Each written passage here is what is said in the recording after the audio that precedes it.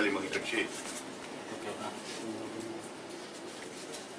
நடக்கின்ற சட்டமன்ற தொகுதியின் இடைத்தேர்தலில் 2 தொகுதிகளில் போட்டியிடுகிறது. தஞ்சாவூர், அரவக்குறிச்சி. இன்னும் சொல்ல போனால் இந்த 2 தொகுதிக்கு தேர்தல் இடைத்தேர்தல் சொல்லக்கூடாது, பொது தேர்தல். அப்பொழுது நடக்கவில்லை, இப்போது நடக்கிறது. இந்த 2 தொகுதிகளுடைய தேர்தல்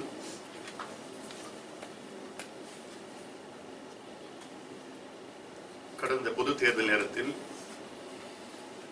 எங்களுடைய வேட்பாளர்கள் தேர்தல் ஆணையத்திற்கு அறிக்கை கொடுத்து புகார் கொடுத்து பல முறைகேடுகள் நடந்து கொண்டிருக்கின்றன என்று ஆதாரங்கள் வைத்து கொடுத்த காரணத்தால் தான் இந்த தொகுதிகளுக்கு தேர்தல் நடக்கவில்லை.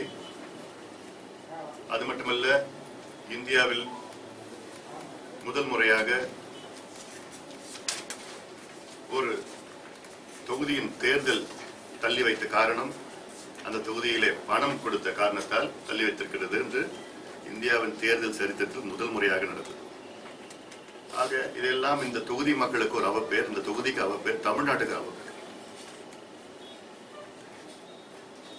அதன் தொடர்ச்சியாக நான் இந்தியாவின் தலைமை தேர்தல் அதிகாரி நாசிம் ஜைதி நேரிலே சந்தித்தேன், ஜனாதிபதியை சந்தித்தேன், பிரதமரை சந்தித்தேன். இது போன்ற முறைகேடுகளை பற்றி புகார் கொடுத்தேன். ஒட்டுமொத்த இந்திய அளவிலே சட்ட திருத்தம் வர வேண்டும், தேர்தல் ஆணையத்துக்கு கூடுதல் அதிகாரம் கொடுக்க வேண்டும் என்றெல்லாம் முயற்சி செய்து வருகின்றேன்.